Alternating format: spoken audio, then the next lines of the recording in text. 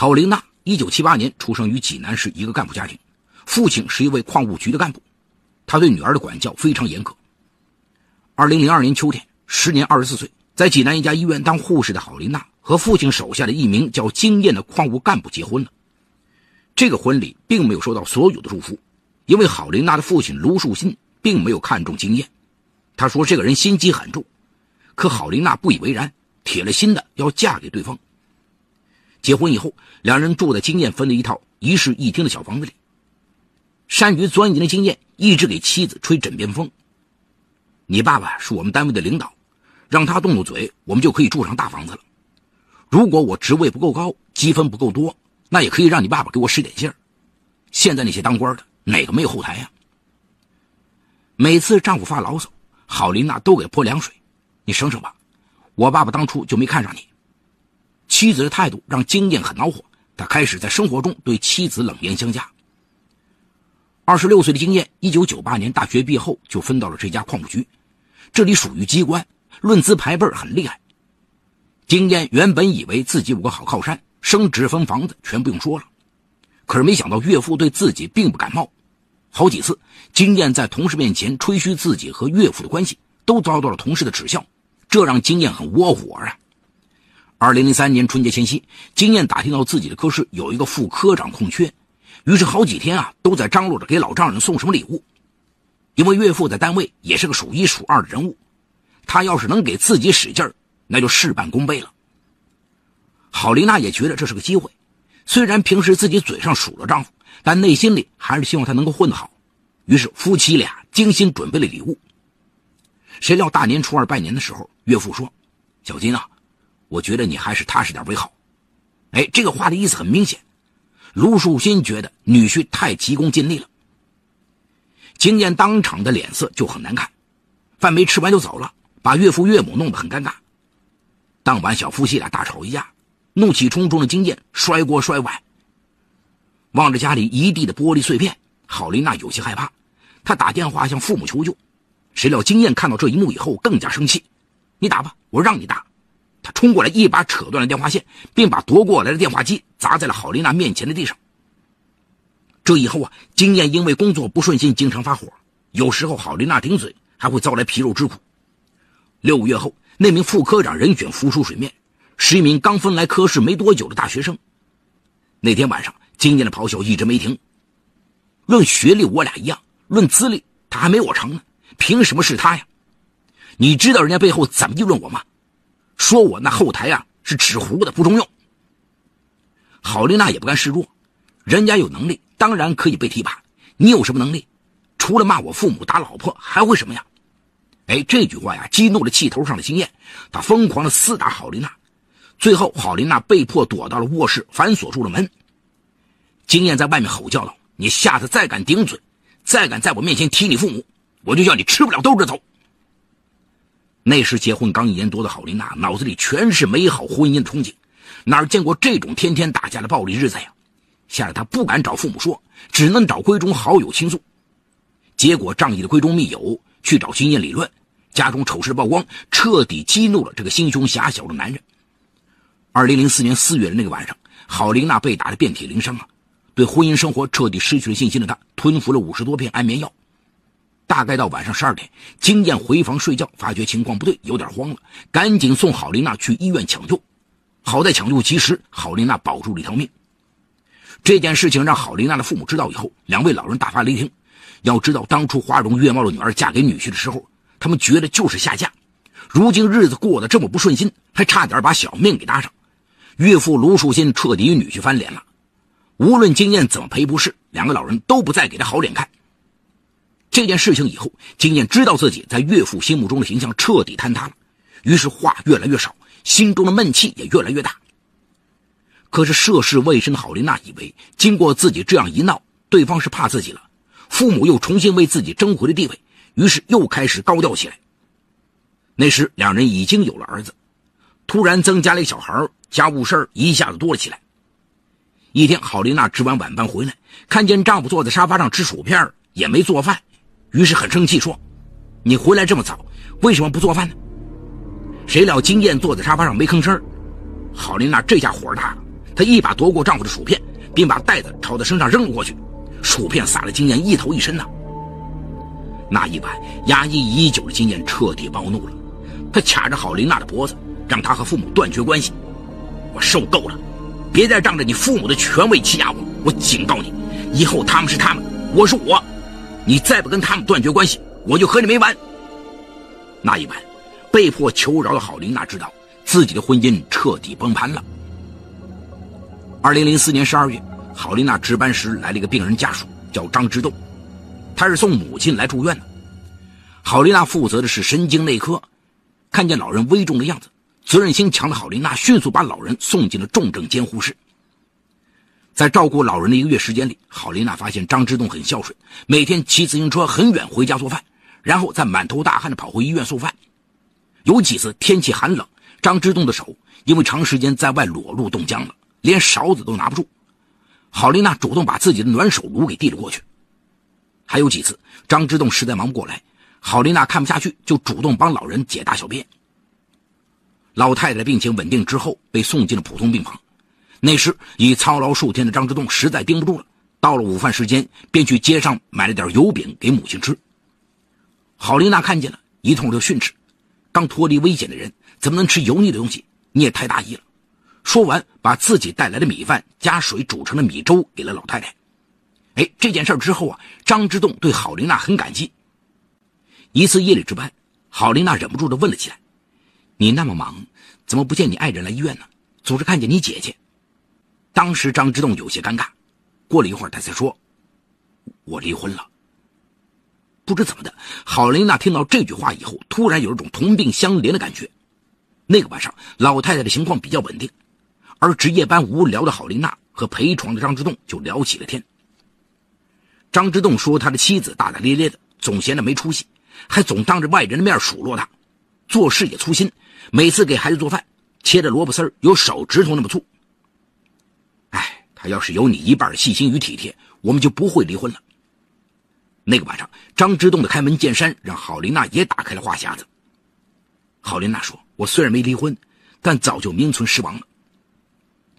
当张之栋得知郝琳娜所遭受的家庭暴力时，有些气愤。你那个男人一点也不知道珍惜你。张之栋的感叹让郝琳娜仿佛遇到了知己。那个晚上，两人一直聊到了深夜。2005年元旦以后，张之栋的母亲出院了，走的时候，郝琳娜交代了许多注意事项。那天晚上，张之栋安顿好母亲以后，专程又跑到医院附近请郝琳娜吃了顿饭。不瞒你说，我不想干了，想辞职去外面闯闯。那个家我1分钟也不想待了。那你干嘛不离婚呢？这么拖着不是更痛苦吗？张之栋有些心疼地看着郝琳娜。他就是在折磨我，不爱我，也根本不同意和我离婚。郝琳娜掩面哭了起来。那一刻，张之栋坐过来，顺势把这个伤心的女人抱在了怀里。那晚情浓的两人突破了朋友的界限。张之栋对郝琳娜说自己会保护她的。那一刻，郝琳娜的心无比温暖，她完全忘记了这个男人比她大16岁，而且没有正式工作，甚至连个短信都不会发。2006年春节前，郝琳娜再次因为家庭琐事和丈夫吵架后怒气出门，她来到了张之栋的家。谁料略有耳闻的丈夫悄悄尾随了郝琳娜，结果两人偷情的事被怒气冲天的金燕逮了个正着。那一晚，金燕大闹天宫，她要把这2年的怒气全部发泄出来。最终郝琳娜被丈夫赶出了家门。我现在没地方可去了，郝琳娜在张之栋怀里哭了。谁料张之栋从衣柜里拿出一条崭新的绿色羊绒围巾，围在了郝琳娜的脖子上。这里就是你的家，你不嫌弃可以一直在这里住。这条围巾买了很久了，一直没机会送给你。张之栋的话没有任何修饰和虚伪的成分。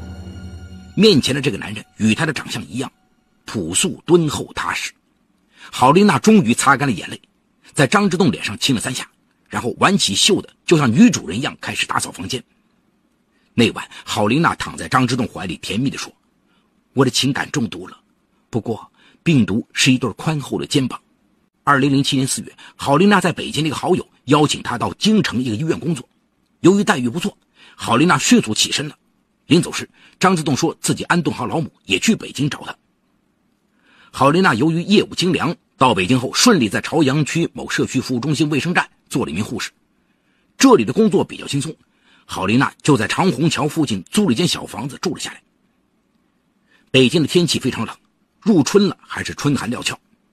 那时候郝琳娜上班整日都戴着那条浅绿色的围巾，她很喜欢这个颜色，更喜欢张之洞粗犷外表下那份细心，因为自己的丈夫从来没有主动表示过什么。7月，张之洞终于处理好家里的事，来北京找郝琳娜了。两人相见的那一刻，郝琳娜很兴奋，她像主人一样带张之洞逛商场下馆子。谁料对方在过了兴奋劲后，脸色很不高兴。你现在来了大城市，好像穿戴说话都变了。的确，那天郝琳娜打扮得很妩媚，一条水红色的短衫，下面是一条白色流苏长裙。怎么了？我才29岁呀，单位同事都这么穿。那晚张之洞特别主动，他似乎在郝琳娜的不满和抱怨中看到了一丝危机，只能用这满身的肌肉和男人的强悍来征服这个娇美的女人。张之洞在一家商场找了一份行政保安的工作，两人正式过起了同居生活。但是北京毕竟不是外来打工者的天堂，这里的高消费高房价让张之洞产生了退却的念头。有一次他对郝琳娜说，要不咱们回去吧，我们这种人在这儿永远混不出头。谁料郝琳娜马上变脸了，我觉得这儿挺好，到底是大城市，什么都有，要回去你自己回去，那咱们的事儿呢？什么时候有结果？你不能总这样拖着吧。张之洞当然指的就是郝琳娜和老公离婚与她结婚的事儿。他那人你也不是不知道，根本不肯离，我也没办法。那个夜晚，郝琳娜一直以后背对着张之洞，让这个45岁的男人产生了孤独感和危机感。这以后，张之洞爱上了喝酒，经常醉酒回家，而郝琳娜觉得北京消费高，房租食宿本身就是一大块，再算上韭菜，着实是一笔不小的浪费。于是二人的争吵逐步升级。郝琳娜原本以为逃离了原来那个可怕又暴力的家，这下终于可以寻找新生活了。谁知道这个先前看似稳重又敦厚的男人，比自己的丈夫有过之而无不及呀。因为张之洞的个头比经验高大，所以他动起手来，郝琳娜更吃不消。加之张之洞疑心又很重，总是觉得大城市诱惑多，怀疑郝琳娜又有了新欢。他那3天2头的盘问，让郝琳娜根本喘不过气来，她产生了厌恶和恐惧的情绪。2007年10月，郝琳娜的丈夫终于和她办理了离婚手续，可是这个消息郝琳娜并没有及时告诉男友。等张之洞知道已是2个月以后了。你为什么不及时告诉我？是不是又看上别人了，想踹了我？老子为你把老母都抛了，你就这么对待我吗？张之洞的拳头雨点一样落在郝琳娜的头上身上。换做平时，郝琳娜肯定要躲闪求饶，可是那天晚上她任凭对方的暴力在自己身上留下烙印。那天夜里，打累了的张之洞借着酒劲终于睡着了。死一样沉寂的屋子里，只有满脸泪痕的郝琳娜坐在镜子前面发呆。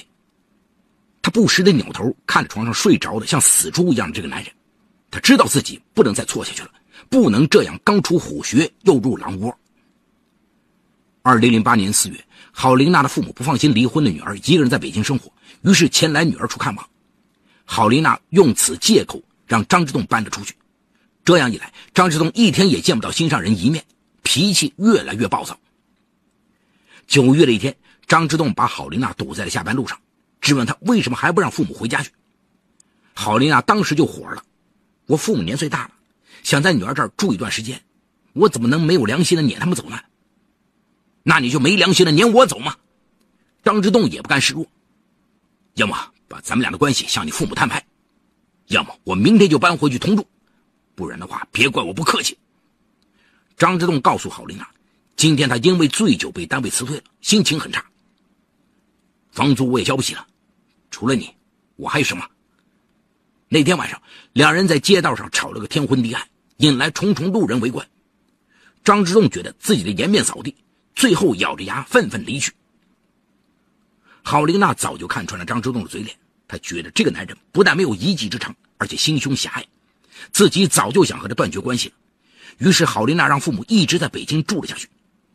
这以后，张之洞也变换过手法去讨好郝琳娜，买礼物请吃饭，可郝琳娜再也和他热乎不起来，还提出了分手。张之洞心里明白这个女人的心思跑了，于是气愤不过的他开始盯郝琳娜的梢了。